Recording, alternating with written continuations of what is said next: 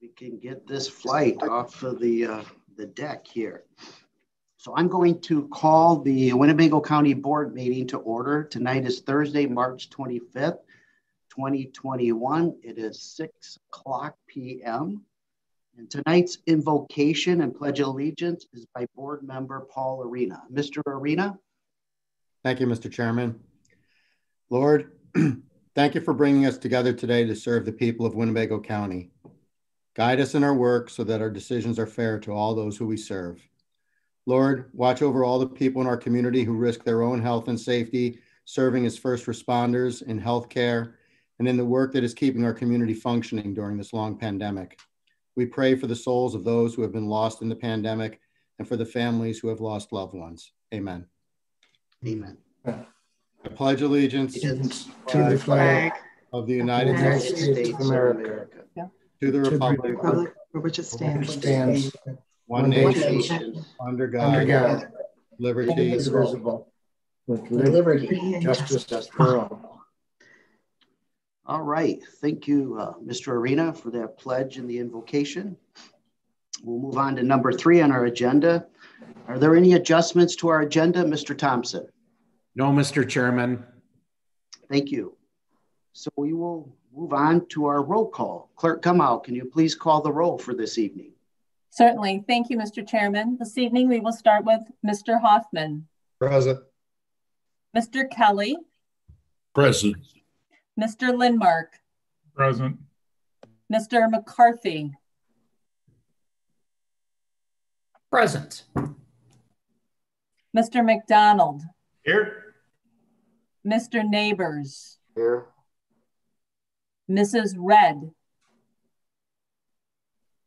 Present. Mr. Salgado. Present. Mr. Schultz. Here. Mr. Tassoni. Present. Mr. Webster. Here. Mr. Westcott. Present. Mr. Arena. Here. Mr. Billich. Present. Mr. Booker. Present. Mr. Butita. Here. Mrs. Crosby. Here. Ms. Fellers. Here. Mr. Girl. Present. Mrs. Gorel.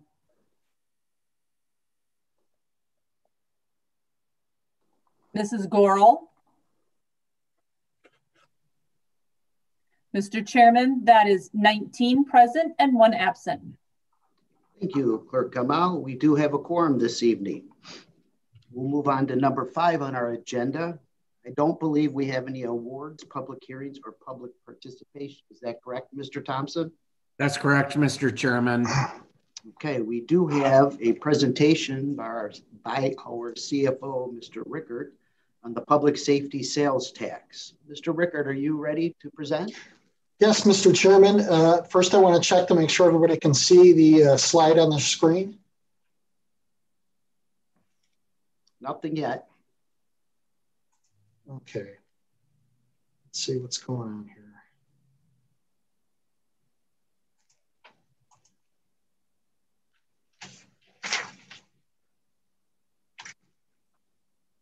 Still nothing, huh? No, sir.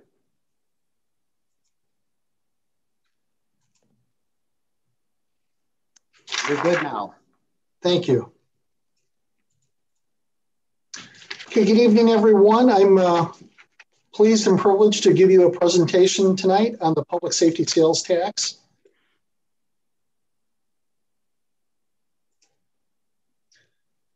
First of all, the county board is authorized to have a special sales tax by Illinois compiled statute 55/5/5-1006.5. It allows for a variety of different taxes, including a public safety sales tax. That's the authorization by state statute. Based on that authority, the county board in 2002 chose to initiate a opportunity for the voters to vote on a referendum involving the public safety sales tax.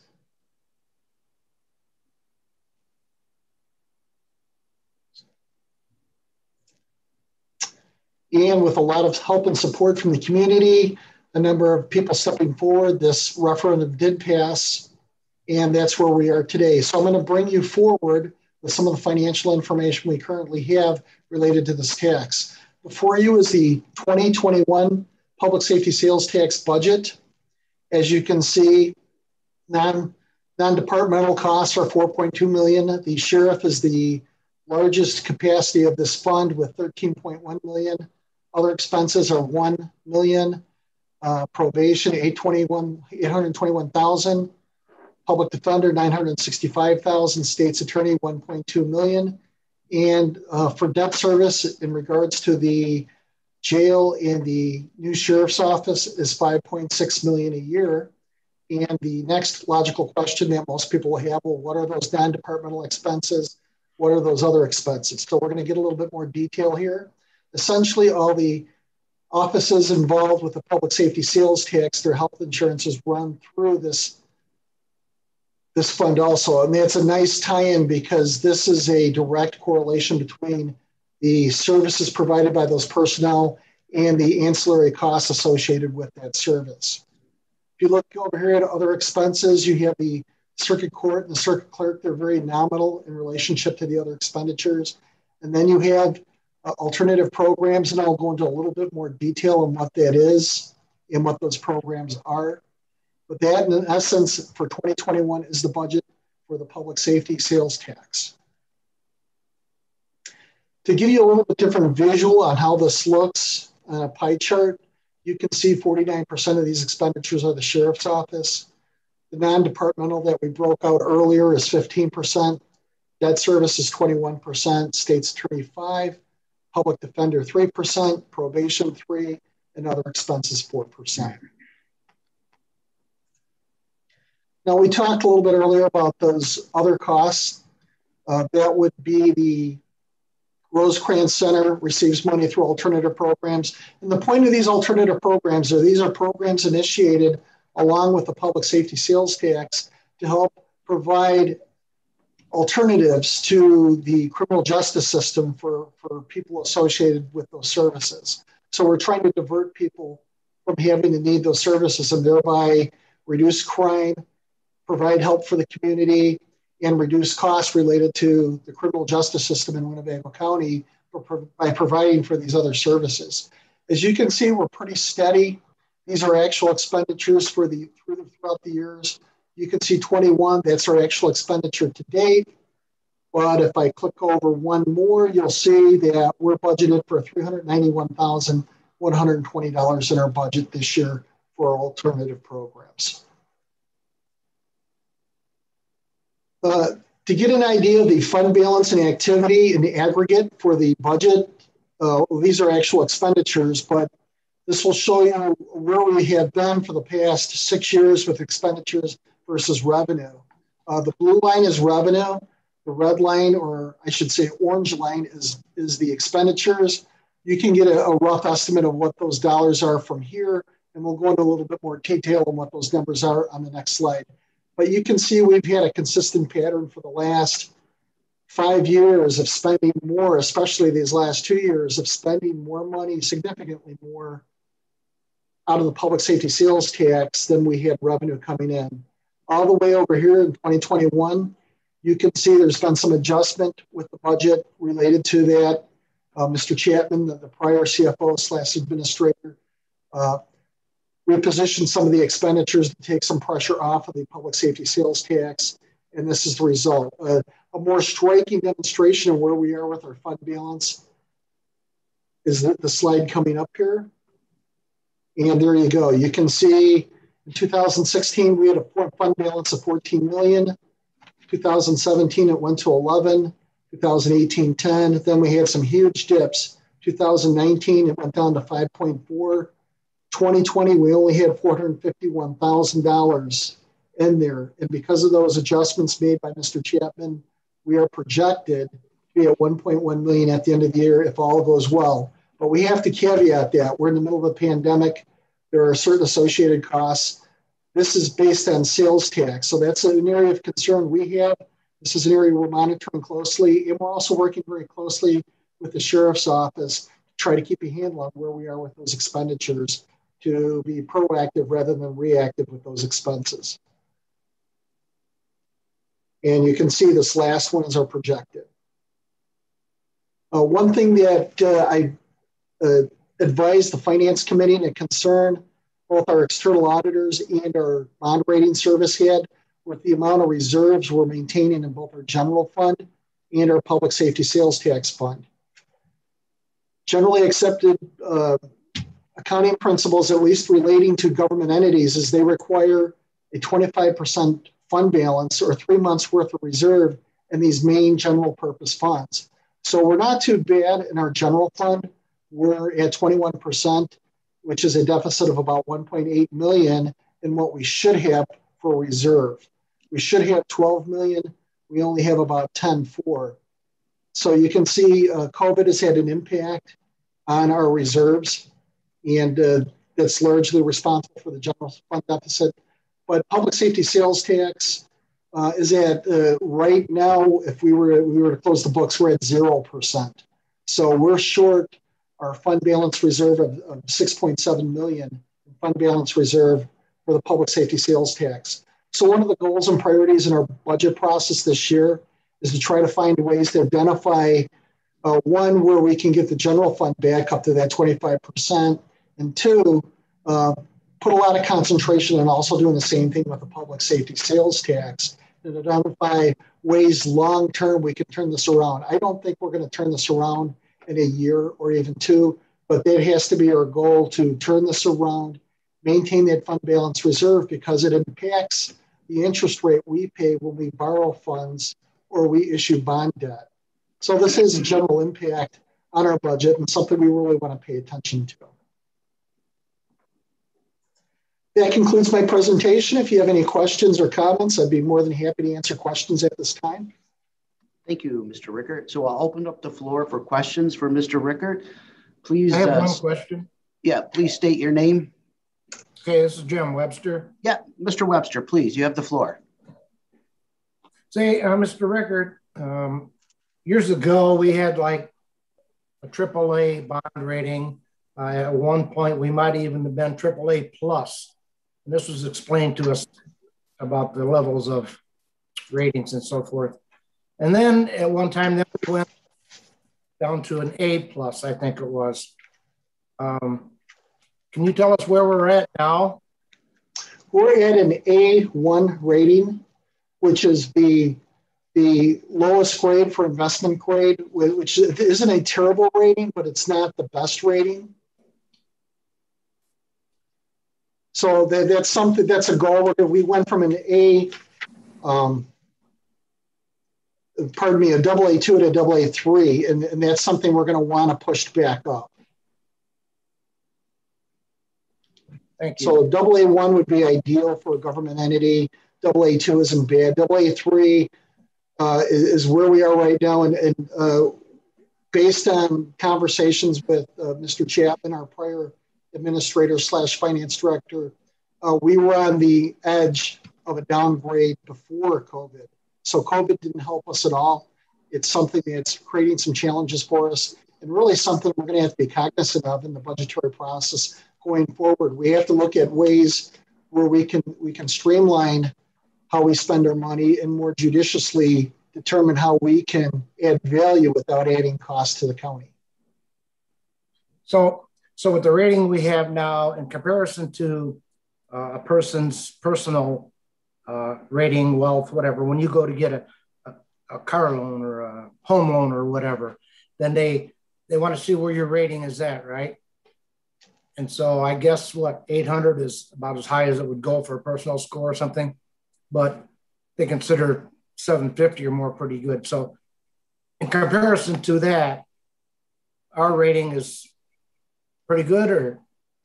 Our rating is at the highest level it would be before dropping to less than investment grade. So it's not a terrible rating, but obviously we want to do better because there are benefits to doing better. We pay less in our borrowing rate. Definitely our goal is to get back to AA2 from AA3. That's our goal going forward. It may take a couple of years to get there because of the fund, largely because of the fund deficiency we have in those two reserves. The other big challenge we had with our bond rating, and probably the thing our rating service focused most on, was the River Bluff nursing home and the challenges they're having due to COVID.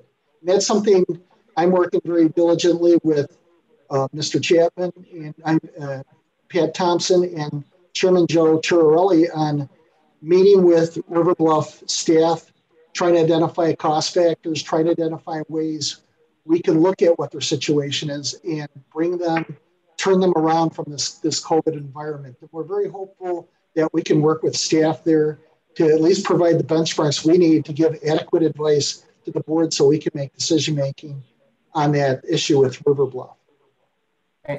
Thank you, I appreciate that. And one final thing is that what you just showed us, is that in a printable form, or you already have some copies of that printed up, or what?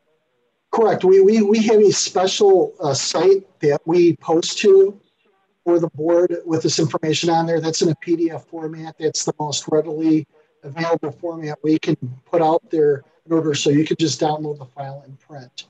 Also, if you don't have access to those type of electronic means to print those out, we can always print you out a copy within the office if you so choose. Thank you. Mr. Chairman, Coral. Yes, Ms. Coral, you have the floor. Mr. Rickard, how much should we get from the sales tax this past year? What was our income from that? Our projected income for last year was $26 million. $26.2 million was our projected income for 2020. For 2020, did we get that? I would have to pull that open. I'm just showing that that's what was projected for the year. I'm assuming that net number is correct. But and out of that 26 million, we started out, I believe, at 28 million. We were getting in through tax dollars, and now we're down to 26, which is understandable because more people are ordering online instead of going to their local places or in the state for sales tax.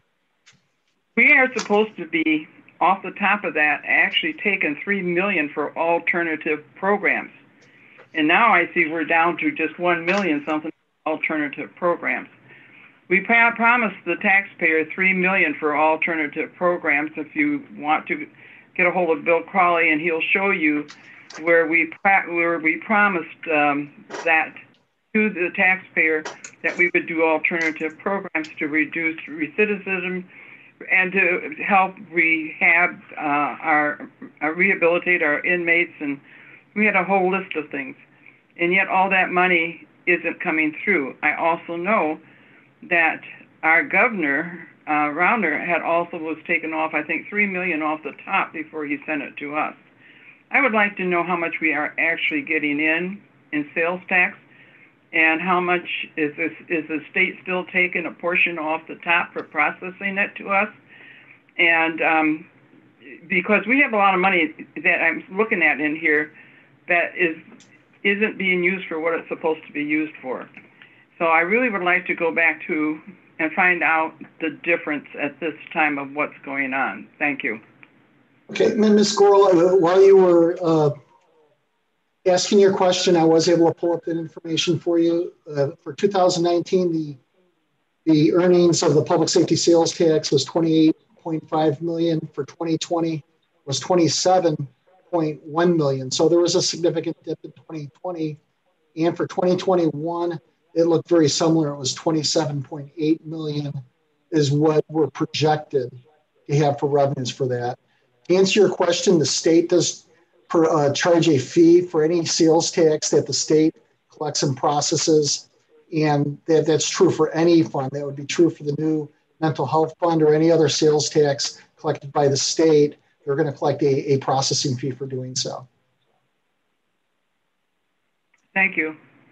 Thank you, Ms. Goro. Is there any further questions? Mr. Neighbors. This is Dorothy Red. I have a question. Yes, Ms. Red, and then Mr. Neighbors. Thank you, Chairman. Yes. I was off for a minute there. But as Mrs. Goro said, you know, that money was projected for different projects. And some of that money was supposed to be used for the youth. And not a dime, I was told, has been used thus far for the youth. Okay, in the future, are there projections for a dollar amount, or how are we going to use that money for the youth? Is that question directed at me, or is that just a general statement? It's just a general statement. Whomever can answer is fine. Go ahead, Mr. Rickert. That's a county board policy and how the county board does budget those funds. The decision on how that's done is done in the budgetary process.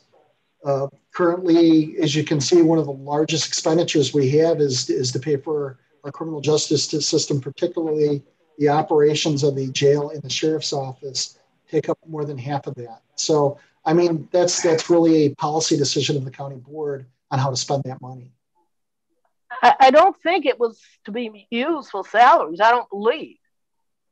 It was to help keep some of those youth from doing criminal activities, and we're not doing what we're supposed to do.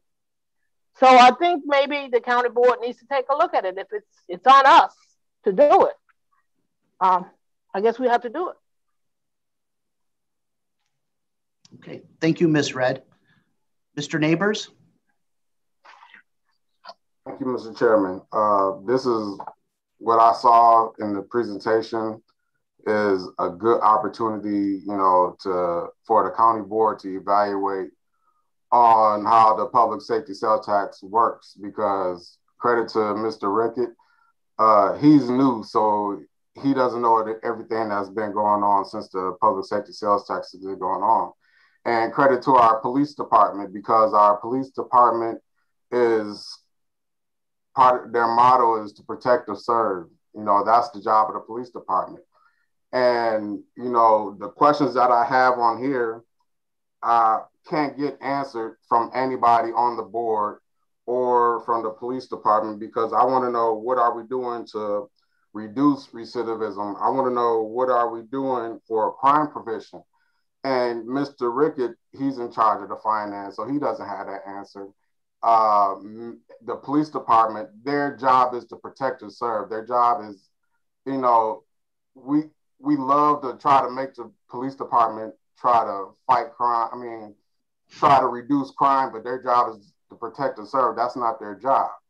And so the best thing for the county board to do is to use the tools that are given to us and develop that 7-member board for the public safety sales tax. So we have accountability to the public. You know, we as county board members want these questions answered so that we can tell our constituents where this money is going to. But when we get these questions asked, we just get a runaround on, you know, something that happened way back when nobody was available to answer. This is a whole new board. So now it's time for this new board to fix that with the tools that we have, and develop that 7-man board so they can answer these questions. Because it's not the police job to go develop a youth program. It's the police job to protect and serve. And then when crime doesn't get reduced, we blame that on the police, but that's not their job. It's our job, you know, we're fiscal agents. So it's our job to get a board to help develop, you know, where that money is going to. And that's all I had to say about that, because I have plenty of questions, but I know I won't get them answered. Thank you, Mr. Neighbors. Ms. Fellers? I agree with Mr. Neighbors, and I appreciate his comments.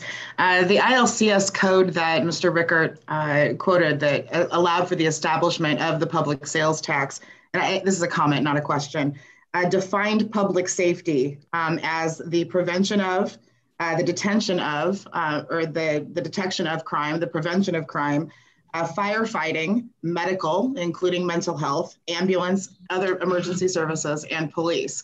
So I know that there's a belief, or I've heard this called the sheriff's tax or the sheriff's department tax, but I agree with Mr. Neighbors. There are 7 uses for the public safety tax, including economic development for the prevention of crime, including education, including access to childcare, including things that prevent crime in the first place. So we should be using this money for maximum impact. I think our taxpayers expected that when we passed it. And also to be making sure that we have a fully funded and appropriately funded law enforcement agency. And Mr. Neighbors is right. Not everything that we have been using law enforcement for is law enforcement's job. Not only should we not be funding them for it, we shouldn't be holding them accountable for it because, again, it's not their job. And I agree that we should be looking at this and other expenses coming through the board. And be good trustees of tax dollars and making sure that we're using them for maximum impact. Thank you, Ms. Fellers. Is there any other board members who would like to ask a question or comment? I have a question, Chairman Shirley. Yes, Mr. Arena. Thank you. Mr. Rickert, the total non-departmental expenditure of $4,223,000, that's entirely health insurance? It's all health insurance? Correct. And that's health insurance for the sheriff's deputies and correction officers, or is their health insurance in the number of the 13 million number? The amount that's the 4.2 million, that's health insurance for personnel assigned by the county to this fund. It's their health insurance coverage. Okay, when you say that makes sense. It's not just for any county employee. This is for employees that are assigned to that fund. That's their health insurance. Employees of the sheriff's department and the corrections? They could be the sheriff's and corrections. They could be any of the other offices too that are listed in there with budgets, and probably in the same percentages too. So if the sheriff's office is 49% of the budget for that, there's probably a close correlation between that and the percentage of health insurance benefit that are going to sheriff deputies in that fund. Okay, so it's the sheriff and then the probation, state's attorney, public defender. Those are the employees we're talking about, but not that's my understanding. Okay, but not employees outside of the criminal justice system. Correct. Okay, so, just to comment on what my colleagues here have said tonight, they've made good points, but I'm looking at these numbers and wondering, where is the place where we can divert money from what we're already spending it on to alternative programs? There's nothing here. I see that there's a lot of wiggle room, unless, I guess we could break out these numbers for the sheriff and corrections, but I'd be surprised based on the size of those departments if there's going to be that much room there. So I agree with Mr. Neighbors. We need to really dig in to find out what our opportunities are to do more with this money than we currently are. Thank you. Thank you, Mr. Arena. Mr. Chairman, I'd Yes, like to Ms. answer. Coral. Mr. Arena, first of all, if you look at the original, $3 million was supposed to go for alternative programs. If you look at this chart right now, alternative programs only get $391,120. Over the years, what's been happening is every time the sheriff wants a raise, he gets it because it's coming out of the alternative programs. It's also coming out of the sales tax. Instead of him having it in his budget, this is what's been happening. And you're absolutely right, Tim. We need to go back and do this one by one because these figures aren't really what it started out to be. They've been borrowing from this money to give the sheriff whatever he wanted. Remember, we've been sued a couple of times from the sheriff to get what he wants. And this is where that money's been coming from. Just think about that. Thank you. Thank you, Ms. Coral. Any further questions? I have one, Mr. Chairman. Yes, Mr. McDonald. Thank you, Mr. Chairman. I guess maybe it's not so much a question as a statement, but the public safety sales tax was meant to supplement public safety and not solely fund. So I'm glad that we are obviously supplementing with some of our general fund, but the reason this was passed was because of public safety. As part of Maslow's hierarchy, personal safety is high up in Maslow's hierarchy of a basic need. The voters didn't approve this to have a reserve. I understand that the 25% is roughly $6 million, and I get that it's good practice to have reserve. However, the voters passed this to make sure they were safe. And I understand Mr. Webster's point about how it does affect our bond rating. It costs us more to borrow money, but the other thing that costs taxpayers a lot of money is when Maslow's hierarchy's needs aren't met and people don't feel safe and they do leave the area, well, then that tax burden gets distributed amongst fewer people. So I'm glad that the public safety sales tax was passed. I understand the alternative program argument that's going on, because if we can get ahead of it, reach out to the young people, straighten whatever out of part of their lives that we need to before they get into the criminal justice system, we've won. But at the same time, we need to provide the basic services and keep everybody safe. And that's why the tax was passed, to keep everyone safe. Thank you. Thank you, Mr. McDonald. Any further board members, comments or questions? Chairman? Yes. Yes, Mr. Westcott. Yes, I wanted to touch base on something. Years ago, Tommy Meeks, myself, and L.C. Wilson would sit down in the county board, one of the little offices, and we would talk about the recidivism for jail inmates that are getting ready to go out on the walk. And it was a really good program, and we really enjoyed it. And this was before the pandemic. And after the pandemic, we haven't met since. But I had a meeting I ran into Tommy the other day, and we talked about this and about getting it started back up again, whether it's with L.C. Wilson. If he wants to join in, it would be a great opportunity for him again, or anybody else on the county board that would like to sit in with it. And I just wanted to pass that on. It is something that we have done, and it was a very good and profitable program for us. Thank you. Thank you, Mr. Westcott. Any other board members? Tim Neighbors. Mr. Neighbors. Thank you, Mr. Chairman. Yes. That program that that mentioned Tommy Meeks, if you looked in the budget, that program was dedicated to recidivism, to deter, to help recidivism and to help keep people from going back into jail. But that budget was only $5,000. So where's the effort? Thank you, Mr. Neighbors. Mr. Billich. Thank you, Mr. Chairman. I actually had a couple questions in regards to actually the PSST fund and our fund balances. One being with the Fed money that's part of the COVID relief plan that is going to be coming in. Will any of those funds be available to actually help us offset those losses and expenditures that we've had from those reserve funds? Mr. Billich, we're still awaiting the Treasury Department's criteria. We will be on a call next week with one of our federal Congress people, and hopefully we'll learn more what the timeline is from the Treasury Department.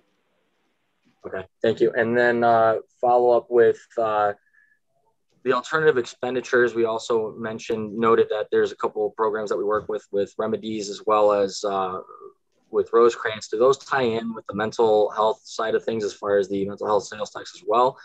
Just wondering, because I know that it seems like that we're funding them from two different sources. So I'm just trying to see, is there something that we can do to streamline that instead of having multiple sources that it's coming from, and trying to make sure that actually we're all on the same page and working together to get the job done? Mr. Rickert? That's an opportunity the board has. There is a mental health tax that was passed, and I know they're going through grant requests from a variety of different social service organizations within the city of Rockford and Winnebago County. And that's a great opportunity, I think, to utilize a revenue source to provide needed assistance within our community. So definitely I would agree that that's something we should look at to fund a lot of these programs that provide mental health and also meet a public safety need at the same time. So I think that's something the board should focus on down the road, participate and work with the mental health board to ensure that there's appropriate funding within the community. Thank you, Mr. Rickert. Mr. Neighbors? I think Mr. Booker was before me. Oh, I'm sorry. I only see a few people on here. So Mr. Booker, you had a question? I just want to thank you, Chairman. I just wanted to remind everyone that we do have a Winnebago County Crime Commission that was all part of the public safety sales tax. We've been re-engaging or getting them re-engaged with us and the Public Safety Committee. They are supposed to be the watchdog of this public safety sales tax, and they've been pushed back to the back closet in previous administrations. And as I say, we are re-engaging them in our processes here, and they're supposed to be keeping an eye on that public safety sales tax and how we spend it, our recidivism. They come out with an annual report. And also I'd like to remind everyone that the sheriff is currently working with 20 less deputies now than what he had when he first became sheriff. His requests are not unreasonable.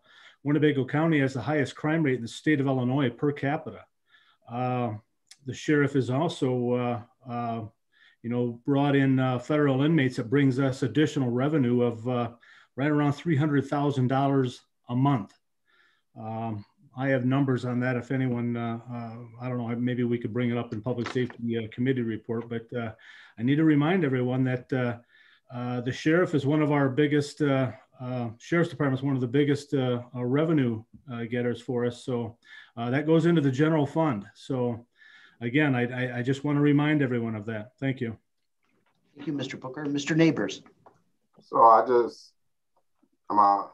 okay, so I just want to remind everybody about the mental health tax that was established. That tax was established to fill in the gaps where mental health services weren't being funded. So if we're going to try to put programs that already exist and try to push it into the mental health fund, we're not going to fill those gaps. So we got to be careful with how we say we're going to do it, because we'll end up with the same situation as Mr. Booker stated. We're going to push the mental health board to the back burner and then have the same problems with the public as we have with about the mental health tax, as we have with the public about the public safety sales tax. So I want you all to be real careful about how you want to, just take what we already have as mental health programs and then try to put it into the mental health tax budget, because that mental health tax was meant to fill in the gaps. And we have a big gap to fill since we lost the state-funded Senior Mental Institute. So now we're trying to fill in the gap for the kids and fill in the gaps for other places where mental health is concerned. But if we try to, fill in the budget with stuff that already existed, we defeated the purpose of the mental health tax. Thank you, Mr. Neighbors. So Shirley, this is Mr. Salgado. Yes, Mr. Salgado.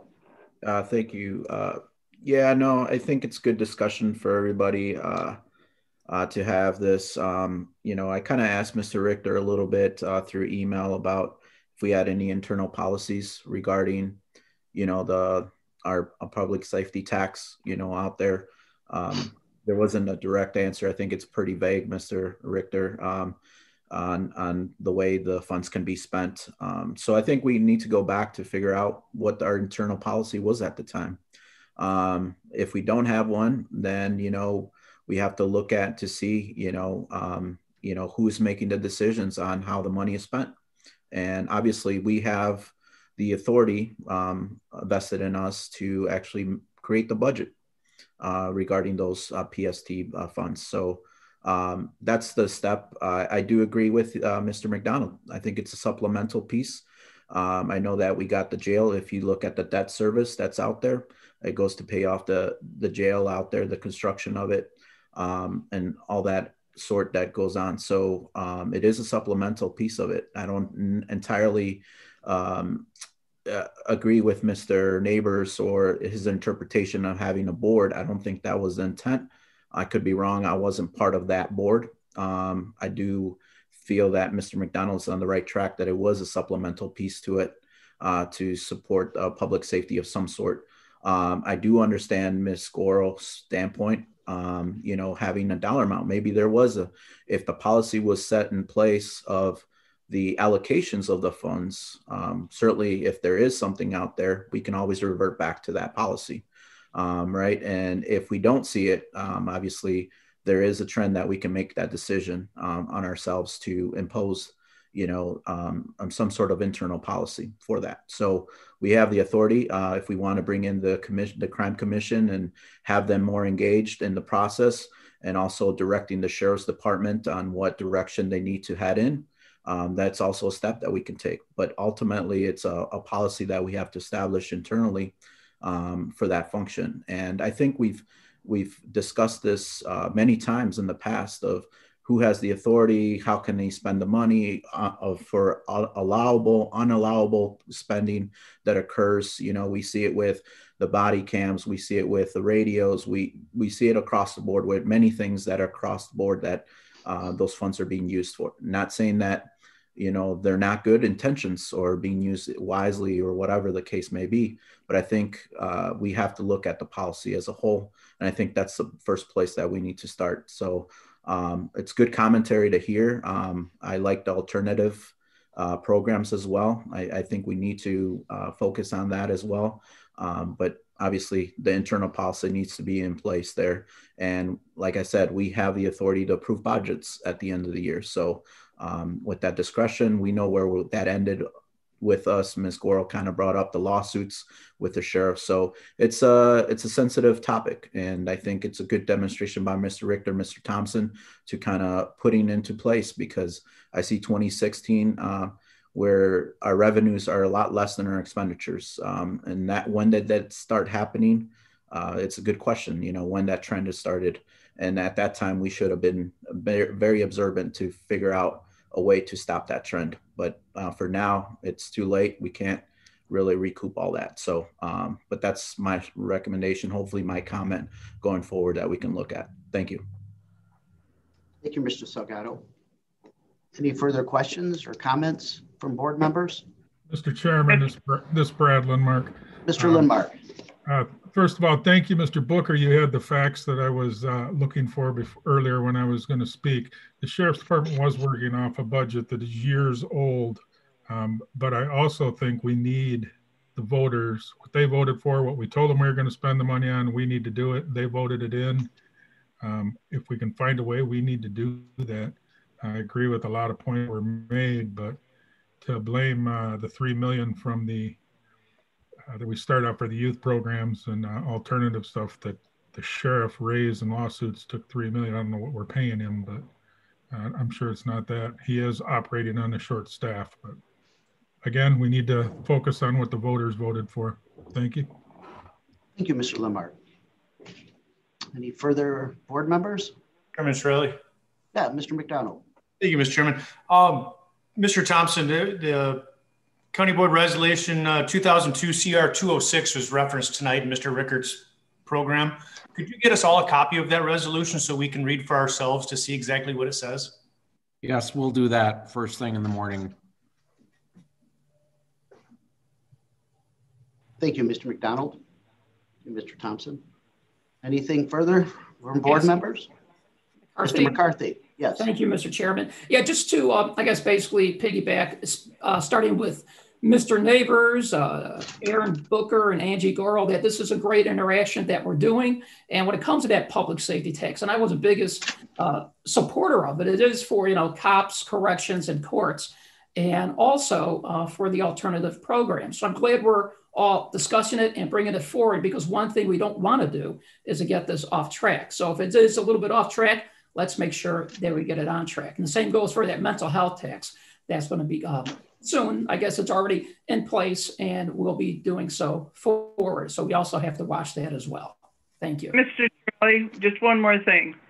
Mr. McCarthy, I'm so happy you remember what that was promised to the taxpayer. You're absolutely right. And our auditor, Bill Crowley, can give you all that information. And that would be number one. Number two, Mr. Neighbors is absolutely right in what he said too. We cannot take that mental health tax and use it for anything else. It was meant to fill the gaps. We don't have a gap. And we have gone from 3 million down to what, 1,300,000 in our alternative that should have been going back to the public for safety. That money came, they voted on that because of the jail was in such despair. Plus we had, and I believe Gene Crosby will remember this too, we had a satellite jail over on North Court Street that was falling apart. The government said, you either build a new jail or you're going to be in trouble. And that's why we did that. We all went through both those buildings. We know what those buildings look like when we voted to have a new jail and justice center built. So yeah, Mr. Crowley will have that information for you who are new to our board and haven't been in town as long as we have. Thank you. Thank you, Ms. Goro.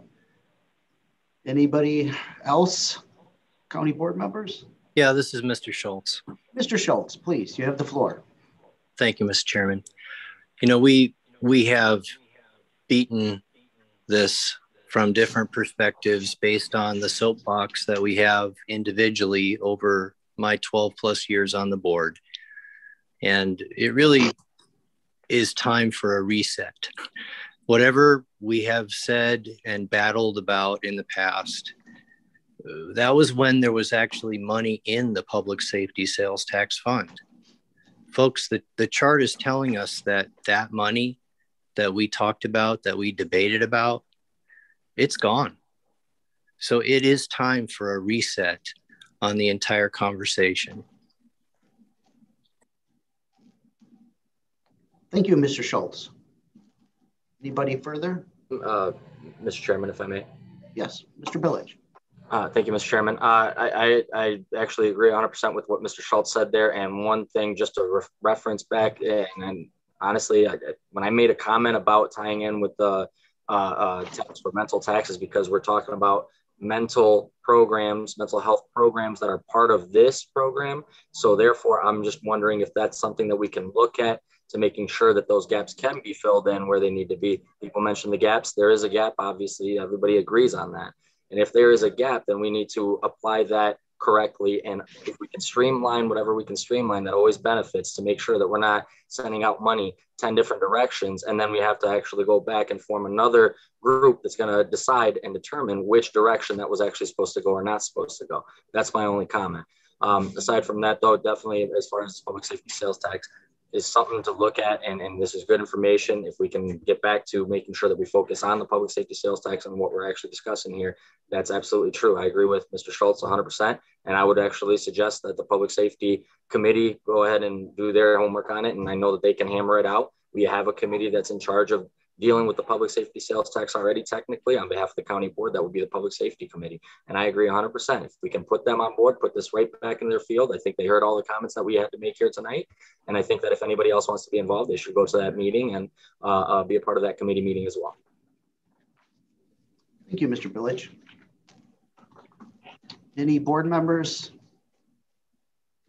All right, hearing none. Thank you, Mr. Rickert. I really appreciate it. We appreciate this presentation. All I wanted to say is when I first came into office here in December 7th, one of the first calls I received from stakeholders is they've been waiting 2 to 3 years to get a report on the public safety sales tax. So I'm proud to say that our administration here put this together and started this conversation, because it seems like people were requesting this information and were not able to receive it for a couple years. So thank you. All right, we will move on to agenda item number 6 is the approval of minutes. Can I entertain a motion to approve the minutes for February 25th, 2021 and lay over the March 11th, 2021 minutes? So moved.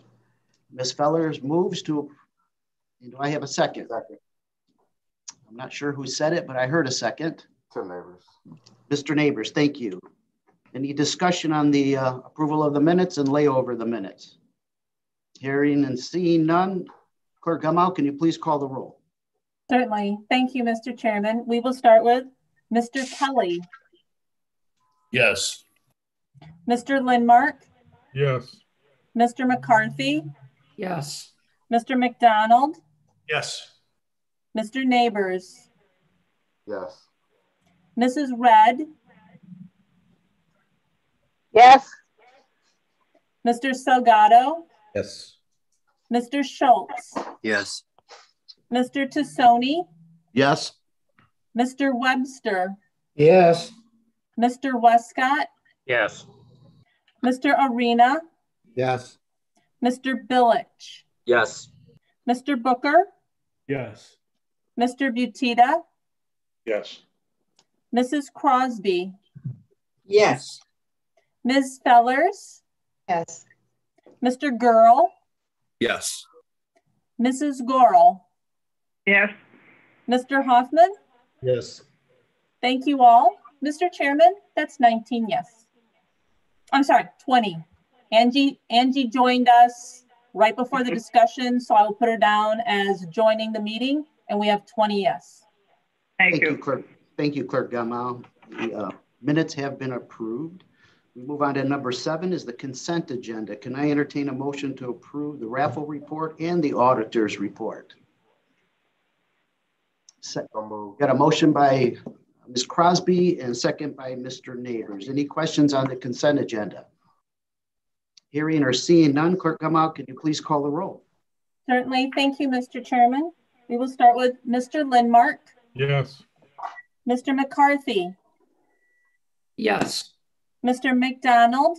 Yes. Mr. Neighbors.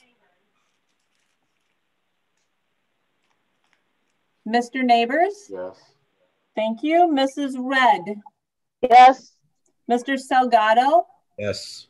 Mr. Schultz. Yes. Mr. Tassoni. Yes. Mr. Webster. Yes. Mr. Westcott. Yes. Mr. Arena. Yes. Mr. Billich. Yes. Mr. Booker. Yes. Mr. Butita. Yes. Mrs. Crosby. Yes. Ms. Fellers. Yes. Mr. Girl. Yes. Mrs. Gorel. Yes. Mr. Hoffman. Yes. Mr. Kelly. Yes. Thank you all. Mr. Chairman, that's 20 yes. Thank you, Clerk Gamal. The consent agenda has been approved. We'll move on to number 8 under appointments. So we have 8A and 8B this evening. Under 8A, the Otter Creek Lake Utility District Board, that was laid over from our February 25th, 2021 meeting for Mr. Roger Allen. He's a new appointment. He's replacing Edwin Herman. So that is placed up for discussion passage this evening. Do I have a motion on number 8A, the Otter Creek Lake Utility District Board appointment? Ms. Crosby, is that a motion to approve? Correct. Motion to approve. Do I have a second? Second. Yep, Mr. Westcott, I believe, is the second. Is there any discussion on the Otter Creek Lake Utility District Board appointment? Hearing or seeing none. Clerk Gamal, can you call the roll, please? Certainly. Thank you, Mr. Chairman. We will start with Mr. McCarthy. Yes. Mr. McDonald. Yes. Mr. Neighbors. Yes. Mrs. Red. Yes. Mr. Salgado. Yes. Mr. Schultz. Yes. Mr. Tassoni. Yes. Mr. Webster. Yes. Mr. Westcott. Yes. Mr. Arena. Yes. Mr. Billich. Yes. Mr. Booker. Yes. Mr. Butita.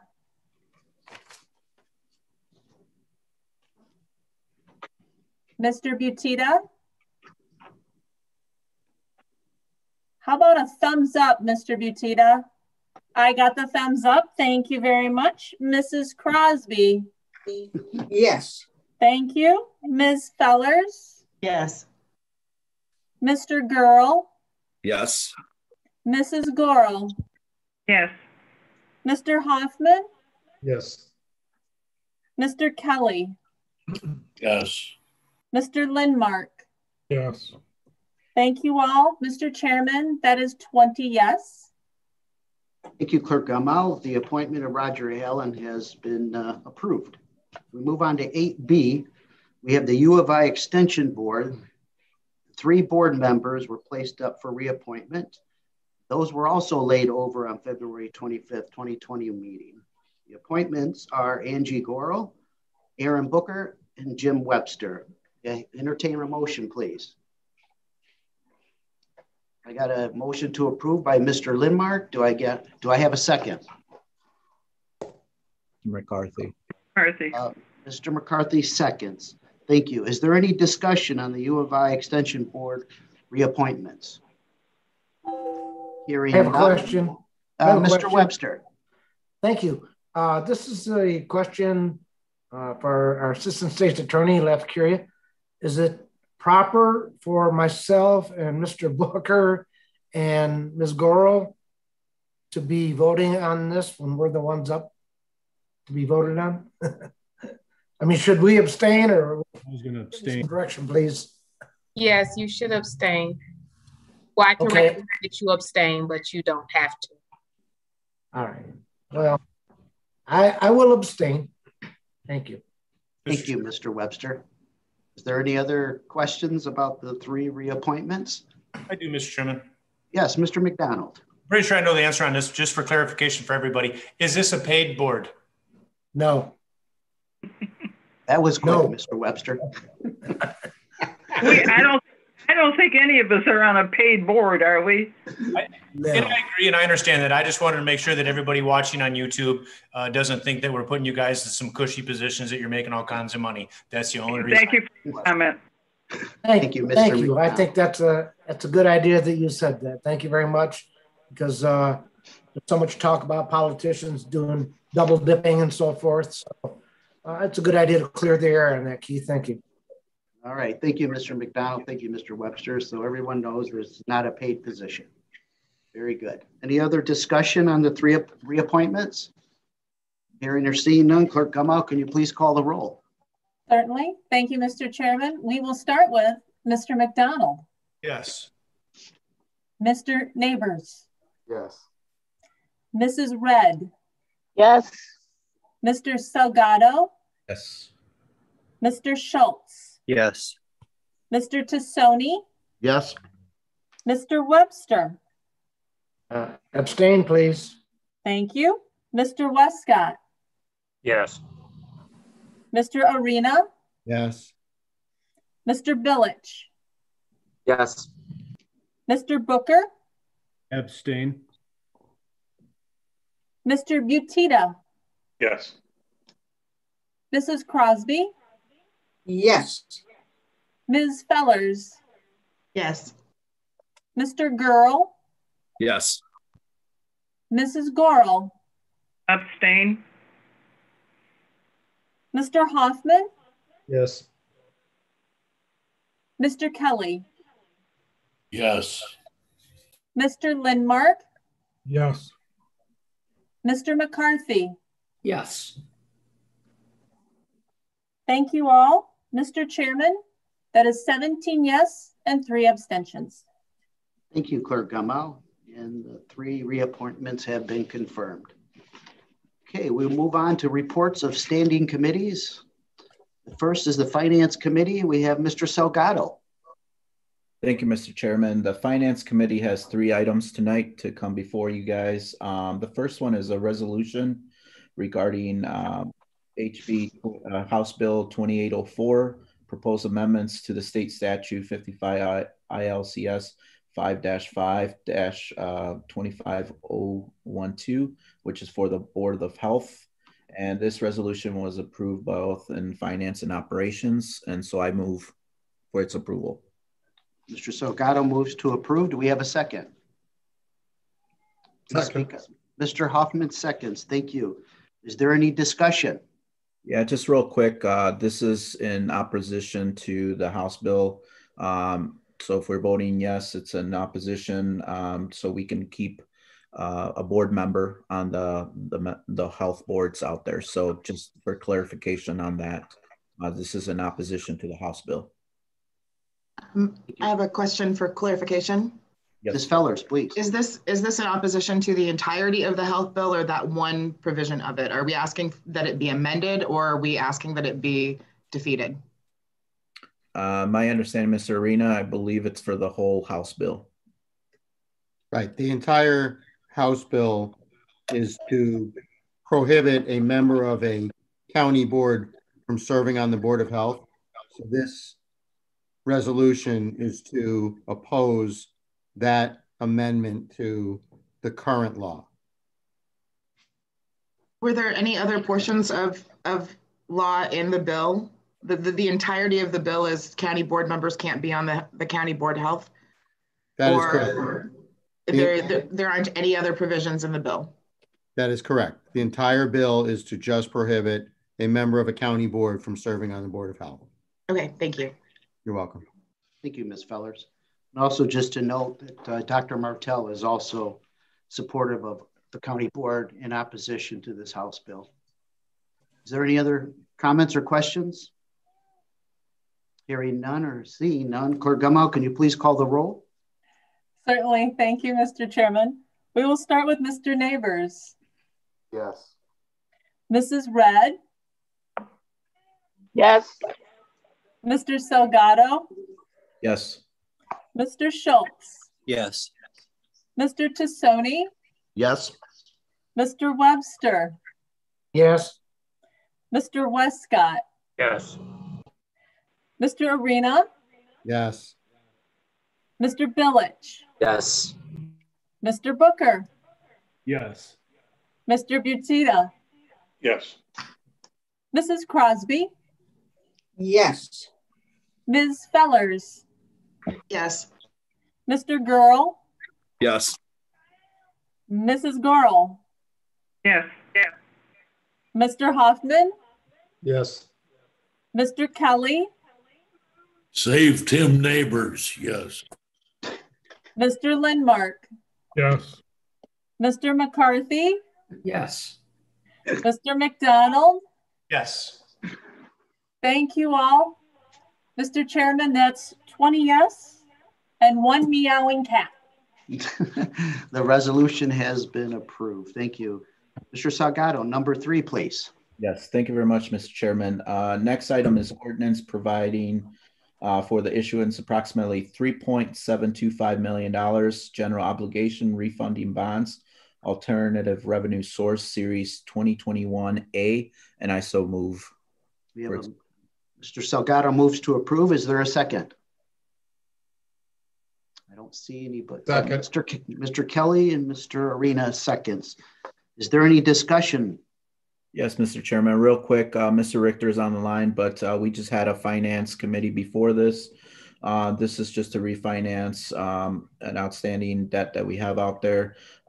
There's a savings about $350,000, give or take, on this one itself for the longevity of it. So it's just a refinancing to actually reduce cost on the total financing for this piece. Thank you, Mr. Salgado. Is there any further questions or comments? Hearing, seeing none. Clerk Gummow, can you please call the roll? Certainly. Thank you, Mr. Chairman. We will start with Mrs. Red. Yes. Mr. Salgado. Yes. Mr. Schultz. Yes. Mr. Tassoni. Yes. Mr. Webster. Yes. Mr. Westcott. Yes. Mr. Arena. Yes. Mr. Billich. Yes. Mr. Booker. Yes. Mr. Butita. Yes. Mrs. Crosby. Yes. Ms. Fellers. Yes. Mr. Girl. Yes. Mrs. Gorel. Yes. Mr. Hoffman. Yes. Mr. Kelly. Yes. Mr. Lindmark. Yes. Mr. McCarthy, Yes. Mr. McDonald, Yes. Mr. Neighbors. Yes. Thank you all. Mr. Chairman, that's 20 yes. Thank you. The ordinance has been approved. Number 4, Mr. Salgado. Thank you, Mr. Chairman. Our last item is ordinance providing for the issuance of approximately $1.465 million in general obligation refunding bonds, alternative revenue source, series 2021B, and I so move. We have a motion to approve by Mr. Salgado. Do I have a second? Second. Mr. Hoffman seconds the motion. Is there any discussion? Hearing and seeing none. Ms. Clerk Gummow, can you please call the roll? Certainly. Thank you, Mr. Chairman. We will start with Mr. Salgado. Yes. Mr. Schultz. Yes. Mr. Tassoni. Yes. Mr. Webster. Yes. Mr. Westcott. Yes. Mr. Arena. Yes. Mr. Billich. Yes. Mr. Booker. Yes. Mr. Butita. Yes. Mrs. Crosby. Yes. Ms. Fellers. Yes. Mr. Gurl. Yes. Mrs. Gorel. Yes. Mr. Hoffman. Yes. Mr. Kelly. Yes. Mr. Lindmark. Yes. Mr. McCarthy. Yes. Mr. McDonald. Yes. Mr. Neighbors. Yes. Mrs. Red. Yes. Thank you all, Mr. Chairman. That's 20 yes. Thank you, Clerk Gummow. The ordinance has been approved. Thank you, Mr. Salgado. Does that conclude your report? Yes, it does, Mr. Chairman. Thank you very much. Thank you. Move on to the zoning committee. Mr. Webster, you have the floor. Thank you. Your zoning committee has 4 items to read into the record tonight to be laid over until our next board meeting. The first one is Z0121. That's a map amendment. The next 3 are variances, all for the same applicant. V0121, V0221, V0321. All of these came from the Zoning Board of Appeals with approval, and they all met with approval from the Zoning Committee as well. The last 3, the variances, all come with conditions as well. So just they're in for a layover. In the meantime, get online and you can see the minutes of the meetings. And if you have any questions between now and then, you can contact myself or the staff, 389-0358. Thank you. Thank you, Mr. Webster. So all 4 items under the zoning committee are automatically laid over this evening. Thank you. Correct. Thank you. Is there any further business, Mr. Webster? That's all we have. Thank you. All right. Thank you for your report. Number C is Economic Development Committee. Mr. Billich, please. You have the floor. Thank you, Mr. Chairman. Today, we only have 2 items of business. The first one being a resolution amending previously approved grant of $20,000 from host fees to the Rockford Area Convention and Visitors Bureau, RACVB, to support the tourism through special events. And I so move. Thank you. We have a motion by Mr. Billich to approve. Do I have a second? Dorothy Red. Miss Red seconds. Thank you. Is there any discussion? If I may, just to bring up what this is, basically we actually approved $20,000 for their bid, actually for RACVB to put in a bid for 2 events that would have been coming to the Rockford area, but due to COVID, those events were not able to be attained. That was for last year. This is technically a carryover because per the agreement, which was in there, was that if the events did not happen, then the $20,000 would be returned. They were, however, able to land the WNIT women's basketball tournament that happened just last week. And that brought in about 500,000 visitors just from the teams and the people that were in charge of it alone. So we had a lot of rooms that were rented out through the hotels and a lot of business brought to the area through that. So this $20,000 is going to actually to carry over for the next event that they're going to be doing, especially as well to offset the costs that they incurred hosting that tournament, which was a turnaround in less amount of time than we would have been able to have as far as approving a resolution in regards directly specifically for that. So therefore they put this on to actually get it back from that as well. So we were able to actually bring a lot of people to the area, and we're able to have a wonderful hosted event through the WNIT and put Rockford on the map for last week for those tournaments. They were aired on television as well. So it was very, very cool to have that in our area. So they did a great job on that. And that did pass unanimously. Thank you, Mr. Billage. It was a great event. We had the opportunity to stop by for at least one period of one game. So, all right, is there any further discussion? Hearing none, Clerk Gumbau, can you please call the roll? Certainly. Thank you, Mr. Chairman. We will start with Mr. Schultz. No. Mr. Tassoni. Yes. Mr. Webster. Yes. Mr. Westcott. Yes. Mr. Arena. Yes. Mr. Billage. Yes. Mr. Booker. Yes. Mr. Butita. Yes. Mrs. Crosby. Yes. Ms. Fellers. Yes. Mr. Girl. Yes. Mrs. Gorel. Yes. Mr. Hoffman. Yes. Mr. Kelly. No. Mr. Lindmark. Say no. Yes. Mr. McCarthy. Yes. Mr. McDonald. Yes. Mr. Neighbors. Yes. Mrs. Red. Yes. Mr. Salgado. Yes. Thank you all, Mr. Chairman. That is 18 yes and 2 no. Thank you, Clerk Gumbau. The resolution has been approved. Number 3, Mr. Billage. Thank you, Mr. Chairman. Next resolution is a resolution electing to opt into the Illinois Electronics Recycling Program for program year 2022. And I so move. Mr. Billage motions to approve. Is there a second by Mr. Westcott? Any discussion on this item? I'll mention a couple things just because there was some questions in regards to this. This is the same program we've been a part of. We re-vote on it every year to be part of it.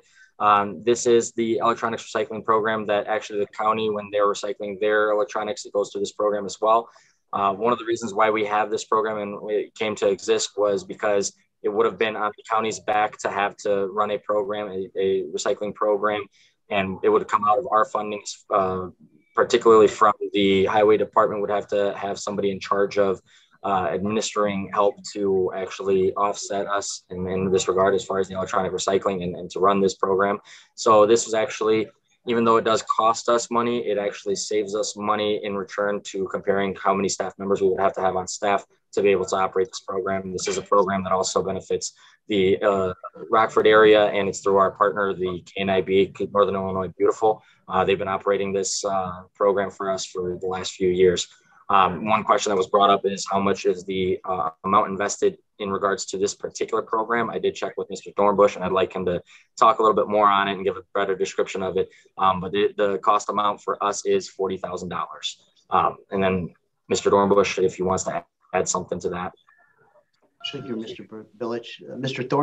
Dornbush, are you available? Yes, thank you, Mr. Chairman.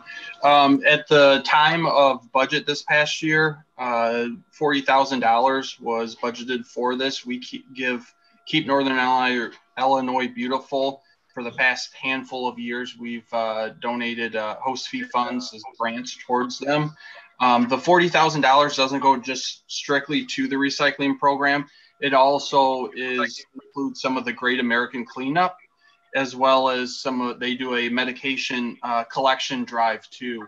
So it goes towards the recycling, but it also goes through other areas as well. And they are trying to build up the program. It was requested from committee last year if they could expand and have more events, because they Last year they had two locations, one on South Alpine, another one they were trying to get opened up in the village of McChesney Park. And this year they have those two, as well as they put in for 3 events, one off of West State Street, one up towards the South Beloit area, and the other one was out in the Pecatonica Fairgrounds. So they are trying to reach out to the public, to the citizens, to make it accessible for there. And they do charge $20 per item that gets recycled, and that they have done that to help offset their cost. Otherwise, their request would probably be higher from the county. Thank you. Thank you, Mr. Dornbush. Is there any further questions, comments from board members? I have a comment, Mr. Chairman. Yeah, Mr. Arena.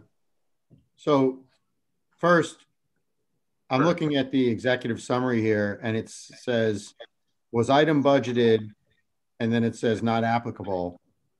And then it says budget impact, none budgeted. Just for future reference, this was very confusing for me in trying to figure this out. So we opt into the state program, and I guess, what does the state program give us? Because we're giving Keep Northern Illinois Beautiful money. People are paying them to remove the TVs. Where does the state program fit into this picture? Mr. Dornbush? Thank you, Mr. Chairman. So this program is actually, this doesn't cost the county anything to opt into this program. What it does is it helps offset and put some of the burden, not all the burden, but some of the burden on the manufacturers of these devices and the retailers that sell them. They have to offset some of the cost for recycling them properly. We have, with the annual host fees for at least the past 5 years, and I believe longer than that, given host fee awards to Keep Northern Illinois Beautiful for the Great American Cleanup and so forth.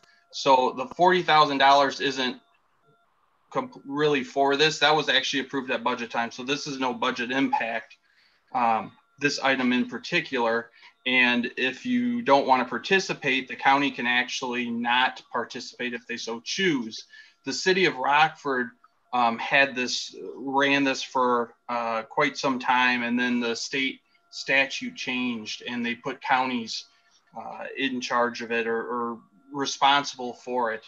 And my understanding with talking to the city of Rockford is that they used to budget about $200,000 a year for recycling this, because their public works would pick up TVs in ditches, and then they'd have to pay to get those all recycled. This way, instead of, while you may still see TVs in ditches, it eliminates the amount that there were and gives an avenue, even though they charge about a $20, depending on the size of the TV, but it's about $20 per item. Okay. So the state is contributing money to us. The money's coming from the state to Keep Northern Illinois Beautiful to help fund this program. Is that correct? The money comes from the manufacturers of it. So it's not, to my understanding, is not actually tied directly to the state, but if you opt in, the state oversees it. It gets kind of complicated. I guess I'm just wondering, is there money? Do we get money? We do not directly get money, no. Okay. So, and if we didn't participate in the program, what would happen? If we didn't participate in the program, typically what happens is the public works of municipalities and then the county highway department, since they're the ones out repairing roads and so forth, they pick up the TVs, and then this, without having an avenue to recycle them, it hits their budget for trying to recycle them down. So it's just a means in trying to lessen the impact on a service provided to the citizens, and a means to potentially lessen the impact on like the county highway department and other municipalities within the public works department within the county. Okay, well, just to close, I don't think that the program as it is now serves the community as well as it did when people could just bring the TVs and drop them off.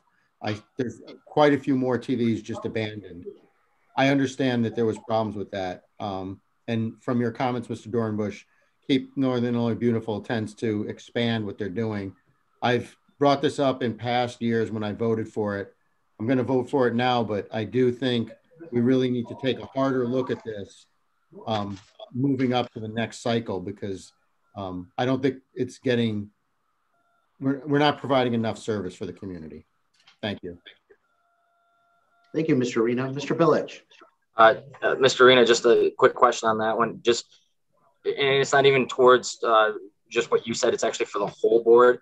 But mainly in particular, I'd love to actually host another at our next Economic Development Committee meeting, because we were going to schedule one for next week, but it looks like we're going to be pushing that back a little bit, just waiting on a few more documents for a couple other items. At our next meeting, would you like us to put in a discussion to actually see what other options we have? Because from my understanding, we would still have to recycle the TVs. We would actually still be held accountable for it, but then we would actually have to figure out the contracts with the companies. We'd have to figure out where we're sending them. And I do believe there is costs associated with that, with the transportation of them to properly recycle these televisions. Because what they do is they actually do send it out to places that properly recycle these TVs and the parts from it, which is why we actually get money back from the suppliers of the televisions. But if that's something that we can put on, would that help out for a discussion point? Yes, it would. I'd appreciate that. Thank you. Dorothy Red, I have a question. Ms. Red, please, you have the floor. Thank you, Chairman. Mr. Billich, you mentioned that there's a site off of West State. Can you tell me the exact location, please? Yeah. Yes, ma'am. Yes, Ms. Red. That was what I mentioned, was they actually, so when they're hosting the event to collect the TV, since they don't have a permanent location on the off of West, or on the west side of Rockford, they actually have a deal that they do with Farm and Fleet on West State Street. I can forward you the information from KNIB when they're going to be setting up and selecting those dates. I'm not sure that they have them selected yet. I would actually refer that to Mr. Dornbush if he's got any information on that. But they are going to be doing it again this year at the Farm and Fleet location on West State Street. But we are still, as I discussed before, in discussion with KNIB about trying to actively open up a permanent location that would be located on the west side of Rockford. Okay, thank you. Thank you, Ms. Red. Thank you, Mr. Billich. Mr. Dornbush. Thank you, Mr. Chairman. The date has not been scheduled yet, but it is, Mr. Billich is right. It is for West State Street Farm and Fleet, and they're tentatively scheduling it for a Friday from 10 in the morning till 4 p.m. for an event of collection. Thank you. Thank you, Mr. Dornbush. Any further questions or comments? Hearing and seeing none, Clerk Gumbau, can you please call the roll? Thank you, Mr. Chairman. Mr. Tassoni. Yes. Mr. Webster. Yes. Mr. Westcott. Yes. Mr. Arena. Yes. Mr. Billich. Yes. Mr. Booker. Yes. Mr. Butita. Yes. Mrs. Crosby. Yes. Ms. Fellers. Yes. Mr. Gurl. Yes. Mrs. Gorel. Yes. Mr. Hoffman. Yes. Mr. Kelly. Yes. Mr. Lindmark. Yes. Mr. McCarthy. Yes. Mr. McDonald. Yes. Mr. Neighbors. Yes. Mrs. Red. Yes. Mr. Salgado. Yes. Mr. Schultz. Yes. Thank you all, Mr. Chairman. That's 20 yes. Thank you. The resolution has been approved. Mr. Billich, does that conclude your report this evening?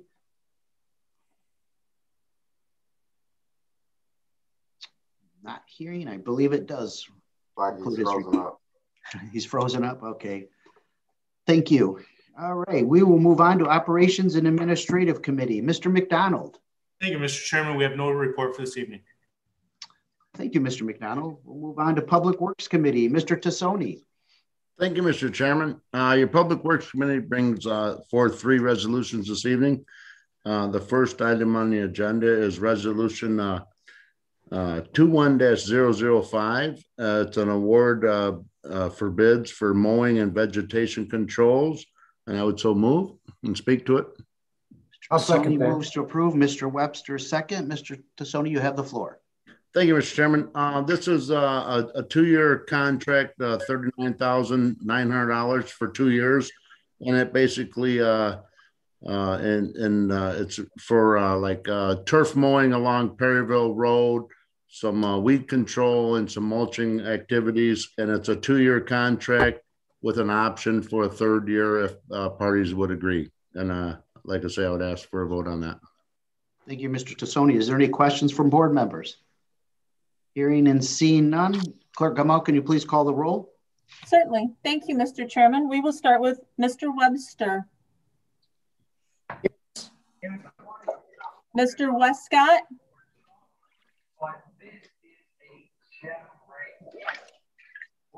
Mr. Westcott.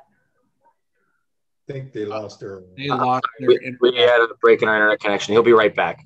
Okay, Mr. Arena. Yes. Mr. Billich. Yes. Mr. Booker. Yes. Mr. Butita. Yes. Mrs. Crosby. Yes. Ms. Fellers. Yes. Mr. Gurl. Yes. Mrs. Gorel. Yes. Mr. Hoffman. Yes. Mr. Kelly. Yes. Mr. Lindmark. Yes. Mr. McCarthy. Yes. Mr. McDonald. Yes. Mr. Neighbors. Yes. Mrs. Red. Yes. Mr. Salgado. Yes. Mr. Schultz. Yes. Mr. Tassone. Yes. One more time for Mr. Westcott. All right, not voting. Mr. Chairman, that is 19 yes and 1 not voting. Very good. The award for the bids for mowing and vegetation control has been approved. Thank you. Mr. Tassone. Thank you, Mr. Chairman. Our next item is resolution. It's 21-006. It's a resolution awarding the bid for the 2021 county general letting, and I would so move and speak to it. We have a motion by Mr. Tassone. Is there a second? Second. Mr. Webster seconds. Mr. Tassone, you have the floor. Thank you, Mr. Chairman. This is a basic annual item that we've seen before, and it's basically authorizing motor fuel tax dollars. It's a cost of $1,066,280. It's basically for items the county highway department uses in their inventory and things that they use throughout the year regarding culvert pipe, aggregate stone items, and incidentals. And like I say, it's paid for by motor fuel tax. Thank you, Mr. Tassone. Is there any board member discussion? Hearing none. Clerk Gamal, can you please call the roll? Certainly. Thank you, Mr. Chairman. We will start with Mr. Westcott. Yes. Thank you. Mr. Arena. Yes. Mr. Billich. Yes. Mr. Booker. Yes. Mr. Butita. Yes. Mrs. Crosby. Yes. Ms. Fellers. Yes. Mr. Gurl. Yes. Mrs. Gorel. Yes. Mr. Hoffman. Yes. Mr. Kelly. Yes. Mr. Lindmark. Yes. Mr. McCarthy. Yes. Mr. McDonald. Yes. Mr. Neighbors. Yes. Mrs. Red. Yes. Mr. Salgado. Yes. Mr. Schultz. Yes. Mr. Tassone. Yes. Mr. Webster. Yes. Thank you all. Mr. Chairman, that is 20 yes. Thank you, Clerk Gamal. The award of bid for the 2021 county general letting has been approved. Mr. Tassone, number 4, please. Thank you, Mr. Chairman. Our next item is resolution 21-007. It's a resolution authorizing the appropriation of MFT funds for the maintenance of county highways at a cost of $5,234,000. And I would so move and speak to it as well. Mr. Tassoni moves to approve. Do I have a second? I'll second. Mr. Webster seconds. Mr. Tassoni, you have the floor. Thank you, Mr. Chairman. And this basically covers, this is an annual housekeeping item as well. It basically covers labor and equipment and incidental materials as well. And like I say, I would ask for a vote on this item. Thank you, Mr. Tassoni. Is there any board member questions or comments? Hearing none, Clerk Gamow, could you please call the roll? Certainly. Thank you, Mr. Chairman. We will start with Mr. Arena. Yes. Mr. Billich. Yes. Mr. Booker. Yes. Mr. Butita. Yes. Mrs. Crosby. Yes. Ms. Fellers. Yes. Mr. Girl. Yes. Mrs. Gorel. Yes. Mr. Hoffman. Yes. Mr. Kelly. Yes. Mr. Lindmark. Yes. Mr. McCarthy. Yes. Mr. McDonald. Yes. Mr. Neighbors. Yes. Mrs. Red. Yes. Mr. Salgado. Yes. Mr. Schultz. Yes. Mr. Tassoni. Yes. Mr. Webster. Yes. Mr. Westcott. Yes. Thank you all. Mr. Chairman, that's 20 yes. Thank you. The resolution has been approved. Mr. Tassoni, does that conclude your report this evening? And almost, Mr. Chairman, but I'd just like to add one thing there. I'd like to just say a shout out to our County Highway Department and the staff and employees over there for getting us through another wintry season. And I'd like to just say thank you for all the time and effort they put in for keeping our county roads safe. Thank you. Thank you, Mr. Tassoni. I think we all share those comments and feelings. Okay, we'll move on to Public Safety and Judiciary Committee. Mr. Girl. Thank you, Mr. Chairman. I apologize for no video, but I am having a severe internet problem. So I'm going to do my best here. Tonight, Public Safety and Judiciary has 3 resolutions. The first is a resolution for approval of an in-house position of Winnebago County Criminal Justice Council Administrator, and I so move. Thank you. Mr. Girl moves to approve. Do I have a second, please? Dean Crosby, second. Crosby, second. Is there any board member questions or comments on this resolution? All right, hearing and seeing none. Ms. Clerk Gamow, can you please call the roll? Certainly. Thank you, Mr. Chairman. We will start with Mr. Billich. Yes. Mr. Booker. Yes. Mr. Butita. Yes. Mrs. Crosby. Yes. Ms. Fellers. Yes. Mr. Girl. Yes. Mrs. Gorel. Yes. Mr. Hoffman. Yes. Mr. Kelly. Yes. Mr. Lindmark. Yes. Mr. McCarthy. Yes. Mr. McDonald. Yes. Mr. Neighbors. Yes. Mrs. Red. Yes. Mr. Salgado. Yes. Mr. Schultz. Yes. Mr. Tassoni. Yes. Mr. Webster.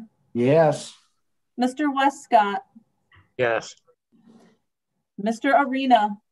Yes. Thank you all. Mr. Chairman, that is 20 yes. Thank you. The resolution has been approved. Thank you. Mr. Girl, number 3, please. Thank you, Mr. Chairman. Our next resolution for approval is a resolution for approval of an intergovernmental agreement for South Beloit High School Resource Officer Program. And I'd like to lay this over until our next county board meeting. There was a couple questions that hadn't been answered yet. Okay, Mr. Girl motions to lay over. Is there a second? Second. Second. Okay, I think that was in somebody, Mr. Lindmark or Angela Fellers, I believe. Yep. All right. I'm sorry. It was the second was by who? Crosby and Hoffman. Crosby and Hoffman. Thank I think I'm having internet problems now too. Thanks, Mr. Girl. You spread it through. All right. So is there any discussion on the layover? Clerk Gumow, can you please call the roll? This is to lay over. Yes. Yes. Thank you. We will start with Mr. Booker. Yes. Mr. Butita. Yes. Mrs. Crosby. Yes. Ms. Fellers. Yes. Mr. Girl. Yes. Mrs. Gorel. Yes. Mr. Hoffman. Yes. Mr. Kelly. Yes. Mr. Lindmark. I think that was a yes. Yes. Thank you. Mr. McCarthy. Yes. Mr. McDonald. Yes. Mr. Neighbors. Yes. Mrs. Red. Yes. Mr. Salgado. Yes. Mr. Schultz. Yes. Mr. Tassoni. Yes. Mr. Webster. Yes. Mr. Westcott. Yes. Mr. Arena. Yes. Mr. Billich. Yes. Thank you all. Mr. Chairman, that is 20 yes. Thank you. The item will be laid over to the next county board meeting. Item number 4, Mr. Girl. Yes, thank you, Mr. Chairman. Next is a resolution authorizing the county board chairman to amend contract for telecommunication services for inmates of the Winnebago County Jail, and I so move. Mr. Girl motions to approve. Is there a second? Crosby, second. Crosby seconds. Thank you. Is there any county board discussion? Hearing none, all in favor? I'm sorry, I have a question. Sorry. Yes, Ms. Fellers. As a point of clarification, this allows the amendment of the contract. Does it still require that bids be submitted for any material changes? Who would like to answer this question for Ms. Fellers? I don't think it requires that. This is Pat Thompson. I don't think it requires that, but Ann Johns might be in attendance. She could probably answer that. Johns, are you in attendance? Yes, thank you, Chairman. I am. Thank you. No, this is just, it's a 5-year contract and we're just 3 years in, so we're just modifying the contract, amending it. It's our first big one on this one. And it's only a plus for us because it's really a revenue generating contract for us. Doesn't cost us anything. We receive money. Okay, and from whom are we receiving money? From GTL. We get a commission on each of the any movies or phone calls or anything that the inmates pay for or their family members. We receive a commission, a percent, 25%. If it's in the executive summary, it's 25% of all the phone calls and the videos and things like that. It runs well over $1 million a year. Plus we get a signing bonus each year of $48,000. So it's a revenue contract. And then also they're installing a new system for us for inmate visitation, which will also be used by the lawyers when they visit with the inmates, which is going to save us $500,000. Is there any increased charge to the inmates or their families? No, the rates are preset by the rates are the same. The only thing I can think of is we're changing the packages as far as movie rentals and things like that. And Superintendent Redmond could speak more to that than the way I can, because that's very specific. And he's on the phone. Yeah, if I could, yes, it's Mr. Bob Redmond. Yes. Yeah. Thank you. And Ms. Fellers, actually, this is more palatable for the inmates than what they've had. They're not going to have to come into the jail and pay for maybe a 10-day subscription and then leave the jail and try and get a refund. So they're going to pay by the minute. There is education programs that are on there that are all free. We're probably one of the few jails in the nation that are giving such education programs, drug assistance, job training, all that's coming out of the tablets. Okay, so this is a continuation of the tablet program. So you're upgrading, essentially upgrading what is available now, but keeping the same contract, just for clarification? Exactly. And then if you'll know, on our first floor video visitation, now the families will be able to visit with the inmates remotely, Great, much like we're doing here. Great, thank you for that clarification, Mr. Redmond. Yeah, thank you, Mr. Redmond and Ms. Johns and Ms. Fellers. Is there any other discussion from board members? Hearing and seeing none. Clerk Gumbau, can you please call the roll? Certainly. Thank you, Mr. Chairman. We will start with Mr. Butita. Yes. Mrs. Crosby. Yes. Ms. Fellers. Yes. Mr. Girl. Yes. Mrs. Gorel. Yes. Mr. Hoffman. Yes. Mr. Kelly. Yes. Mr. Lindmark. Yes. Mr. McCarthy. Yes. Mr. McDonald. Yes. Mr. Neighbors. Yes. Mrs. Red. Yes. Mr. Salgado. Yes. Mr. Schultz. Yes. Mr. Tassoni. Yes. Mr. Webster. Yes. Mr. Westcott. Yes. Mr. Arena. Yes. Mr. Billich. Yes. Mr. Booker. Yes. Thank you all. Mr. Chairman, that is 20 yes. Thank you. The resolution has been approved. Mr. Girl, does that conclude your report? We have an update from Vice Chairman Aaron Booker. If he would like to give us an update on some numbers, I would appreciate it. Mr. Booker, you have the floor, please. Thank you, Chairman. Okay, it's on the federal inmates, and if you just bear with me here for just another few seconds. Okay, for we don't have month of March yet, of course, but we do have February numbers. We averaged, the county jail averaged 175 federal inmates for 28 days, and that comes out to about $392,000 for the month of February. Wow. Very good, Mr. Booker. Question? Mr. McCarthy. Yes, sir. Mr. Booker, so that money goes towards the general fund, is that correct? It goes directly into the general fund. Yes, sir, Mr. McCarthy.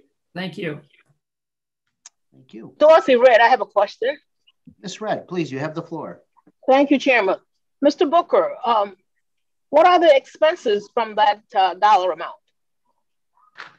The expenses, well, that goes towards, of course, our staff. We've got to keep staff up to federal standards. It goes to food, the clothing, the bedding, and Mr. Booker? I know I'm missing things. Mr. Redmond probably can, if Mr. Redmond's online there, can sufficiently answer that question there. Mr. Redmond, please. It's Bob Redmond. If I could. Yes, please. Speak just for a minute. We did a cost analysis some years back, and this was during the controversy of the immigration and when they wanted to come in here, which the sheriff declined. Our federal inmates, basically, we pay $3 a day for inmates for food. Their jumpsuits, one time, and we change them out. We averaged about $18 a day, and the federal government has agreed to pay us $80 a day plus transportation, hospitalization. It costs nothing out of our our medical contract, that's all included. So we've been averaging basically, and as Mr. Booker said, in February, we averaged 300 and Mr. Booker, if you correct me with that, I don't have it in front of me. What was our revenue? 392,000 just for the month of February. Exactly. We were 3 days short of a full month. So we're averaging about $400,000 a month from the federal government. And our costs are minimal. Our costs, it looks like our costs are about, that average anywhere in between $10 a day and $10 to $18 a day. $10 to $18 a day would be correct, Mr. Booker. Thank you. Thank you, Ms. Red. Is there anything further, Mr. Booker? No, Chairman. That's all I have, and I'll turn it back over to Public Safety Chairman, Mr. Gurrow. All right, Mr. Gurrow, you have the floor. Thank you, Mr. Chairman. Just an update for committee members. Our next committee meeting, we will be having a discussion with State's Attorney Jay Hanley, discussing state law versus federal law on gun prosecutions. So please, if you're interested in that, tune in.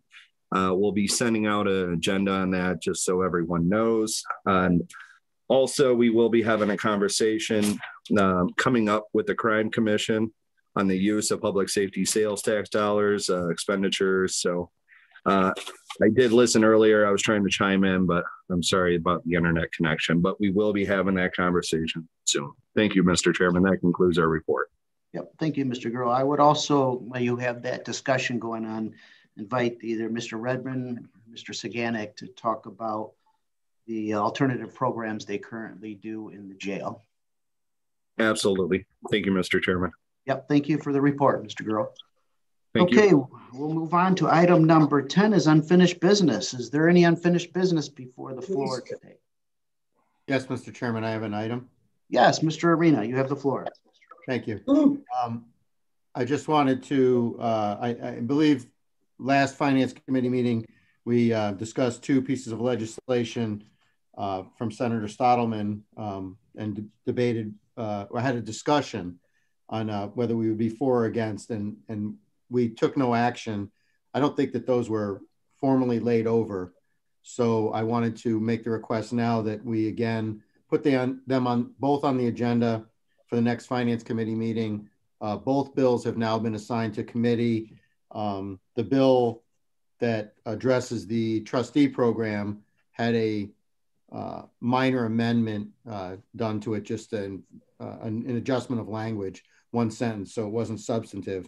So I assume they're intending to move forward with that one as is, and then we can see it's possible that the one addressing the mental health tax may be amended prior to that meeting. So if Mr. Salgado could please put that on the agenda, I would appreciate it. Thank you. Thank you, Mr. Arena. Mr. Chairman, this is Mr. Yes, Mr. Salgado. Yes, we'll be more than willing to put that on the agenda. The other piece too is there was a new business from Mr. Schultz in regards to the nursing home getting that. We had a discussion at our finance, so that's why I'm bringing it up under unfinished business. There was a request about a 5-year projection looking out forward. So I just wanted to bring it up to Mr. Thompson, Mr. Richter, if they could follow up on that, whether it's next finance or in the next few finance committee meetings, if they could start putting those projections as was kind of alluded.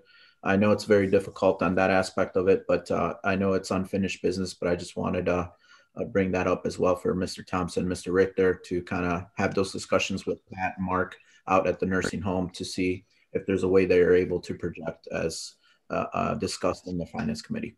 So that's all. Thank you. Thank you, Mr. Salgado. Any other unfinished business? Okay, we'll move on to number 11 is new business. Is there any new business in front of the board? Yes, Mr. Shirelli, if I may, this is Salgado, I'm sorry again, but I just want to put this on the record. Just wanted to make sure that we follow up on the Fed guidelines for the $54 million. I know I've been hearing a couple things about that. And, I just want to make sure we're having those discussions at the appropriate committee levels with the recommendations as well once we get Fed guidelines. So I just want to make sure that we're all on the same page when we're having those discussions. Thank you. Absolutely, Mr. Salgado. We have not received anything from the Treasury Department as of today. We are scheduled for a conference call, I believe, next Wednesday with Congressman Kinzinger is going to give us an update where the Treasury Department is, and also the Congress men and women, the Senate and the House will be receiving earmarks individually. So each one of them will be able to allocate some of their earmarks for our county. So it's going to be a very important conference call. So Mr. Thompson, myself, and Mr. Rickert will be on that call. And we'll keep everyone notified as we hear more. I wish I could report more on that tonight, but I don't have anything. All right. Any other new business? Hearing none. Do we have any announcements and communications, Clerk Lori Gummow? Thank you, Mr. Chairman. The items listed below were received as correspondence. Very good. Got that. Is there any board member correspondence would like to place on the floor this evening? Yep, Mr. Garrell. Mr. Chairman. Yes, Mr. Garrell, yep. Please. Thank you, Mr. Chairman. I just want to remind everyone out there in YouTube land that to go and vote April 6th in your local municipal election. Thank you. Thank you, Mr. Garrell. Very important. You're absolutely right. Any other board members correspondence? Yes, Mr. Chairman. Mr. Tassoni, you have the floor. Well, thank you, Mr. Chairman. I'd just like to give a shout out and a kudos to our own Mrs. Angela Fellers there. I saw she gained some of the headlines today in the news regarding her efforts on a find a shot, whether it be a link or a website. And I saw some things in the news there about what she's doing to help Winnebago County residents and others make it easier for them to find a COVID vaccine shot. And if she would like to speak for a minute or two on what she did there, I'd appreciate that. Thank you. Well, I've never known Miss Fellers to not want to say something. Miss Fellers. Well, thank you. I'm humbled by that, Mr. Tassoni. And I myself and several volunteers, including some funding from some local labor unions and from some community partners, created an aggregate site for our retail partners for COVID vaccination shots. So CVS, Walgreens, Walmart, we created a website that allows you to search for available appointments without having to go to all of the individual pages and continuously refresh. So what we're hoping that people do is that they still register with the county health department, but that if they're also looking for a shot from or vaccination from one of our retail partners, that they would, that this is going to make it easier for them to find that. It also helps our community partners to help secure appointments for friends and family or for people who may not have internet service, and it allows us to do it more efficiently. One of the statistics that I read recently was that for every 100,000 shots that we give one day earlier, we save 15 lives. So with the population of the greater Rockford region, we can save 2 full kindergarten classes per day if we're more efficient and we can get those shots done more quickly. And so it's on angelafellers.com/find-a-shot, or you can just go to angelafellers.com. I already owned the domain, so it was super easy, or a lot easier just to build it there. And so I hope that our community does that. And thank you for the kind words, Mr. Tassoni. Thank you, Ms. Fellers. Great job. Thank you. We need to get more publicity out for you on that. If we had a point of information officer, we would do that. All righty. Is there any other? Like and share on social media, please. Oh, I hear a budget amendment coming. Oh. All right. Is there any other board members that have any correspondence this evening? How about you, Mr. Hoffman? You look like you're wide awake, ready to say something. No, I don't have anything. But I am wide awake. All right. Can I have a motion to adjourn, please? Yes. Mr. McCarthy, you're still there. Great. How about a second? All right, Mr. Westcott. All right. All in favor of the motion to adjourn, say aye. Aye. Aye. Aye. Opposed? I don't hear you if you're opposed. So we are adjourned. Thank you. Thank you. Have a good night. Good night, everybody. Good Good night, everyone. All right.